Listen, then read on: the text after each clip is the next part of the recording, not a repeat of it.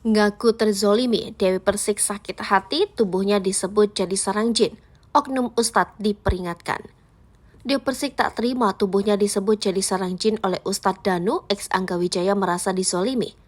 Dikutip dari akun Instagramnya Dewi Persik 9 pada Kamis 27 Juli 2023. Dewi Persik akhirnya memberikan reaksi soal berita yang menyebut tubuhnya jadi sarang jin. Merasa dizolimi, Dewi Persik menyentil banyak berita yang menguliti video lawasnya saat hadir di acara Ustadz Danu. Meski sedikit tersinggung dengan pemberitaan tersebut, Dewi Persik mencoba membalasnya dengan candaan. Dia menyebut bahwa tubuhnya bukan dipenuhi dengan jin, melainkan makanan, cemilan yang enak-enak. Lebih lanjut, Dewi Persik berharap agar orang-orang yang jahat kepadanya bisa dibalas oleh Allah. Unggahan tersebut sontak tuai sorotan publik. Alih-alih terima nasihat dari Ustadz Danu, sikap Dewi Persik malah disebut kurang ajar.